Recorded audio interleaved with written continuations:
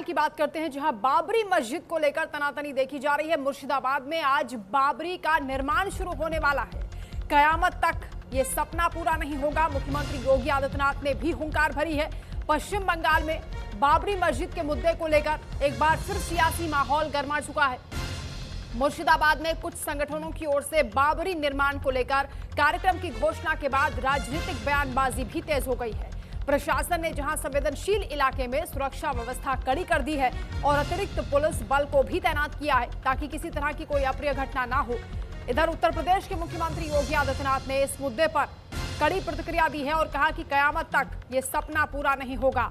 उनके इस बयान के बाद बीजेपी और टीएमसी के बीच आरोप प्रत्यारोप का दौर भी शुरू हो चुका है। बीजेपी से ऐतिहासिक फैसले और कानून के सम्मान से जोड़ रही है, जबकि तृणमूल कांग्रेस का यह कहना है कि इस तरह के बयान सामाजिक सौहार्द बिगाड़ने की कोशिश है।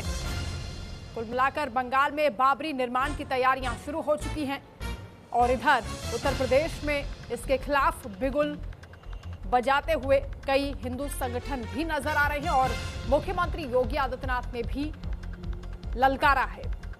उन्होंने कहा कि कयामत तक भी ये सपना पूरा नहीं होगा, बाबरी का निर्माण दोबारा नहीं हो सकता है। हुमायूं कबीर बाबरी मस्जिद के निर्माण को लेकर ऐलान कर चुके हैं। बाबरी निर्माण का जो प्लान है वो भी आप जानिए। मुर्शिदाबाद में खुदाई का काम शुरू हो चुका है। 1200 मौलाना, मुफ्ती, धर्मगुरु कुरान पढ़ेंगे। दोपहर 12 बजे से औपचारिक निर्माण की शुरुआत की जाएगी। 2 साल में इस बाबरी मस्जिद को बनाने का लक्ष्य रखा गया है। 300 करोड़ की लागत का इसमें अनुमान जताया जा रहा है। सवाल अपने आप में यह भी बड़ा है कि 300 करोड़ कहां से आएंगे। लेकिन चुनाव से पहले जिस तरीके से बाबरी निर्माण को लेकर तैयारियां शुरू हो चुकी हैं, कई तरह के सवाल उठ रहे हैं। क्या राजनीतिक इस्तेमाल के लिए, फायदे के लिए बाबरी मस्जिद का निर्माण किया जा रहा है? क्योंकि हुमायूं कबीर ये भी कह चुके हैं कि जो लोग हमारे खिलाफ बोल रहे हैं उनकी हिम्मत है तो मुर्शिदाबाद में आकर दिखाएं, मस्जिद बनाने से रोककर दिखाएं। ये लखनऊ नहीं है, ये अयोध्या नहीं है, तो जवाब ये सपना पूरा नहीं हो पाएगा। दरअसल बंगाल में चुनाव से पहले बाबरी निर्माण को लेकर सियासत गर्मा गई है। बीजेपी टीएमसी पर आरोप लगा रही है और टीएमसी बीजेपी पर आरोप लगा रही है कि हुमायूं कबीर को मोहरा बनाकर ये बीजेपी ने षड्यंत्र किया है। मुस्लिम वोट बैंक के ध्रुवीकरण को लेकर ये पूरी सियासत की जा रही है। उधर हुमायूं कबीर बार बार इस बात को दोहरा रहे हैं कि बाबरी मस्जिद का निर्माण हर हाल में वो करेंगे। मुर्शिदाबाद में आज से बाबरी का निर्माण शुरू होने जा रहा है। 6 दिसंबर को जब इसकी नींव रखी गई थी उस दौरान भी काफी विवाद हुआ था। बड़ी संख्या में यहां पर लोग पहुंचे थे। बाकायदा एक पूरा कार्यक्रम यहां पर किया गया था। कई मौलाना, मौलवी यहां पहुंचे थे और आज भी ये कहा जा रहा है कि यहां पर जब निर्माण कार्य शुरू होगा उस दौरान भी बड़ी तादाद में लोग यहां पर पहुंचेंगे। एक तरफ हुमायूं कबीर कह रहे हैं कि मुख्यमंत्री योगी आदित्यनाथ जितना हिंदुओं को उकसाएंगे उतना उनको फायदा होगा, उतने मुस्लिम उनके समर्थन में इकट्ठा हो जाएंगे। कुल मिलाकर मुर्शिदाबाद की जो गूंज है उत्तर प्रदेश के लखनऊ तक पहुंची है। वहां पर जगह जगह पोस्टर्स लगाए गए हैं। हिंदू संगठनों की ओर से इसका विरोध किया जा रहा है। तो बंगाल में बाबरी मस्जिद को लेकर तनातनी देखी जा रही है। मुर्शिदाबाद में आज से बाबरी निर्माण शुरू होने वाला है। हालांकि इसको लेकर आर पार के मूड में सियासतदान दिखाई दे रहे हैं। बीजेपी खुलेआम इसका विरोध कर रही है। तो पश्चिम बंगाल में बाबरी मस्जिद के मुद्दे को लेकर एक बार फिर सियासी तूफान देखा जा रहा है। मुर्शिदाबाद में कुछ संगठनों की ओर से बाबरी निर्माण के इस कार्यक्रम को लेकर घोषणा की गई और उसके बाद राजनीतिक बयानबाजी शुरू हो गई है। अब आपको हम बता रहे कि हुमायूं कबीर के बारे में भी आप जान लीजिए, क्योंकि घाट घाट का पानी इन्होंने पिया है। अलग अलग दलों में रहे हैं। टीएमसी में ये शामिल हुए थे साल 2013 में।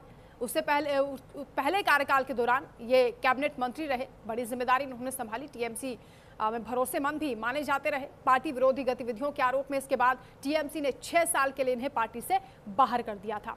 तो पश्चिम बंगाल के भरतपुर से टीएमसी विधायक रहे हैं हुमायूं कबीर। रेजीनगर से निर्दलीय इन्होंने चुनाव लड़ा। हालांकि उस दौरान भी ये हार गए। साल 2016 में इन्होंने चुनाव लड़ा था। 2018 में ये बीजेपी में शामिल हो गए थे और उसके बाद इन्होंने बीजेपी से चुनाव लड़ा, यानी साल 2019 में इन्होंने लोकसभा का चुनाव लड़ा था। बीजेपी के टिकट पर मुर्शिदाबाद से लड़े थे और टीएमसी कैंडिडेट से ये चुनाव हार गए थे। तो टीएमसी में भी रहे हैं, कांग्रेस में भी रहे हैं और बीजेपी में भी रहे हैं। कंसल्टिंग एडिटर यूसुफ अंसारी इस वक्त हमारे साथ न्यूज रूम से लाइव जुड़ रहे हैं। यूसुफ जी, जिस तरीके से अब ये पूरा मामला विवादों में है, अब बाबरी मस्जिद के निर्माण को लेकर हुमायूं कबीर ने हुंकार भर दी है, ऐलान कर दिया है, तो उधर मामला उत्तर प्रदेश में भी जा पहुंचा है। लखनऊ में पोस्टर चिपकाए गए इसके खिलाफ और मुख्यमंत्री योगी आदित्यनाथ ने तो कह दिया कि कयामत तक भी इसका निर्माण नहीं होगा। देखिए, सियासत हो रही है पूरी। पश्चिम बंगाल में चुनाव है और अगले महीने अप्रैल में वहाँ चुनाव शुरू हो जाएंगे। उससे पहले पूरे माहौल को गरमाने की कोशिश वहाँ पर है। उत्तर प्रदेश में अगले साल चुनाव है और उत्तर प्रदेश में बीजेपी के अंदर बड़ी अंदरूनी खींचतान चल रही है। जातिवाद चरम पर अपने चल रहा है। जातीय में पार्टी के अंदर कई जातीय गुट बट रहे हैं। ये ब्राह्मण वर्सेस ठाकुर हो रहा है, ठाकुर वर्सेस ब्राह्मण हो रहा है। तो उन सबसे निपटने के लिए कल कुछ हिंदू संगठनों ने मुर्शिदाबाद के लिए कूच किया था, तो उन्हें तो रोक दिया गया। अब योगी का कल काफ़ी बयान आया है, उन्होंने कहा साहब कयामत तक हम बाबरी मस्जिद नहीं बनने देंगे। तो ये कुल मिलाकर के हुमायूं कबीर पश्चिम बंगाल में अपनी राजनीति कर रहे हैं और योगी आदित्यनाथ यहाँ अपनी राजनीति कर रहे हैं। भला अगर उन्हें बनने नहीं देना था तो कल जो लोग जा रहे थे हिंदू संगठन के लोग, उन्हें रोका क्यों गया? पुलिस ने उन्हें क्यों रोका? वो जाते वहाँ जाके रोक देते उसको। दूसरी बात यह कि हुमायूं कबीर जानते हैं, एक तो उनका नाम हुमायूं है, ऊपर से वो बाबरी मस्जिद बना रहे हैं, तो चुनाव में तड़का लगाने के लिए इतना काफ़ी है। दूसरी बात है कि हुमायूं कबीर का हाथ भी साफ नहीं है इस पूरे मामले में। यहाँ तक कहा जाता है कि साहब इस पूरे गेम प्लान के पीछे बीजेपी का कहीं ना कहीं हाथ है। 2019 के लोकसभा चुनाव में हुमायूं कबीर ने बीजेपी के टिकट पर लोकसभा का चुनाव लड़ा था। बाद में बीजेपी से भी उनका मनमुटाव हुआ और वो फिर अब वो शायद अपनी अलग पार्टी बना रहे हैं। तो कुल मिलाकर के जब भी चुनाव आते हैं तो सांप्रदायिक ध्रुवीकरण किसी न किसी बहाने किया जाता है। तो मुर्शिदाबाद में बाबरी मस्जिद के नाम पर जो कुछ हो रहा है वो सिर्फ चुनाव में सांप्रदायिक ध्रुवीकरण की एक कोशिश है और उसके जवाब में जो उत्तर प्रदेश में हो रहा है, यहाँ पर अपनी कुर्सी बचाने की कवायद है जो अगले साल दांव पे लगी है चुनाव में। यूसुफ जी, लेकिन जहां टीएमसी आरोप लगाती है बीजेपी पर कि जो हुमायूं कबीर है वो बीजेपी के लिए काम कर रहे हैं, बीजेपी के कहने पर इस तरह की वो सियासत कर रहे हैं, लेकिन क्यों टीएमसी इस पर एक्शन नहीं ले रही है?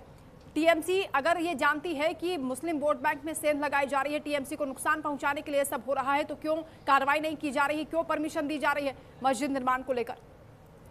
देखिए, मैंने कहा ना, सियासत है और सियासत ऐसे ही चलती है। अगर मुख्यमंत्री को लगेगा कि हुमायूं कबीर के इस एक्शन से उन्हें नुकसान होगा तो वो कोई ना कोई कार्रवाई उस पर करेंगे। अभी उन्हें लगता है कि साहब अगर हुमायूं कबीर पश्चिम बंगाल में पिछले चुनाव में भी असदुद्दीन ओवैसी की पार्टी चुनाव मैदान में कूदी थी, कई सीटों पर चुनाव लड़ा था, उन्हें वोट नहीं मिले थे।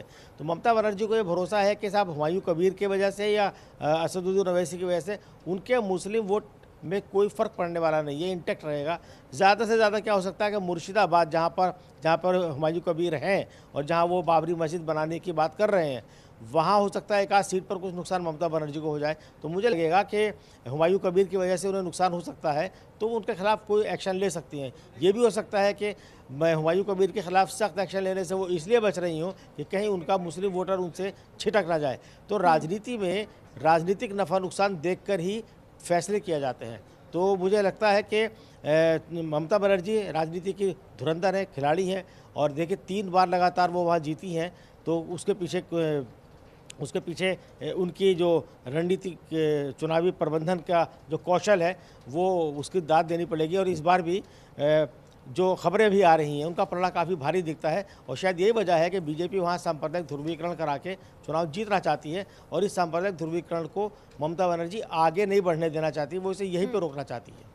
यूसुफ जी, लेकिन ममता बनर्जी क्या जानबूझकर डायरेक्टली इस पूरे मामले में इन्वॉल्व नहीं होना चाहती हैं? बाबरी निर्माण को लेकर वो रोकना नहीं चाहती ताकि जो मुस्लिम हैं वो उनके खिलाफ ना हो जाए, लेकिन इनडायरेक्टली ज़रूर वो एक्शन ले रही हैं क्योंकि नज़मा सुल्ताना जो कि बेटी हुमायूं कबीर की, वो आरोप लगा रही कि उनके पिता की राजनीतिक छवि को नुकसान पहुँचाने के लिए उनके ससुर के खिलाफ एक्शन हो रहा है। ड्रग तस्करी के पूरे मामले में ये कार्रवाई की गई है जिसमें कहा जा रहा है कि लगभग 100 करोड़ की संपत्ति हो सकती है, 10 करोड़ की संपत्ति को कुर्क किया गया है।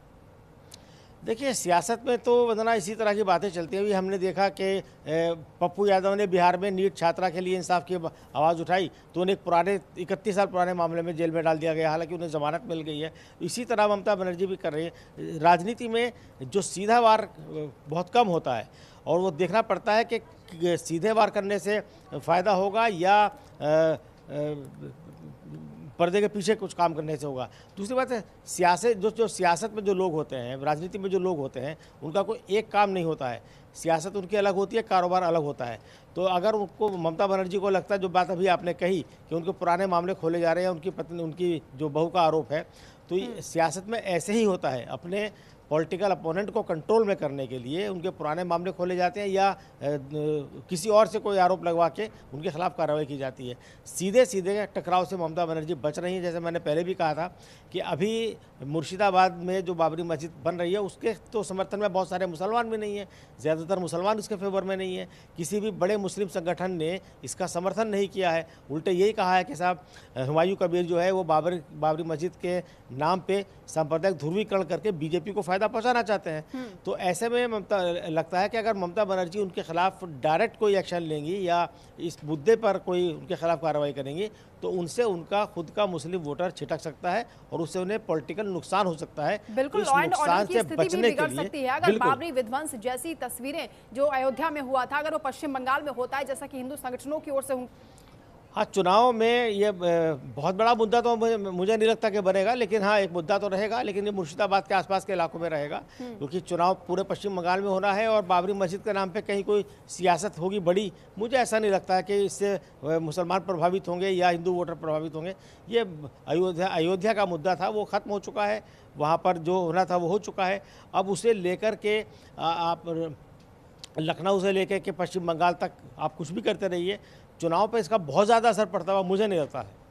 ठीक है, बहुत शुक्रिया आपका हमारे साथ जुड़ने के लिए यूसुफ जी, तमाम बातचीत के लिए। इसी के साथ यहाँ रुकने एक छोटे से ब्रेक के लिए खबरों का सिलसिला लगातार जारी है, आप बने रहें हमारे साथ।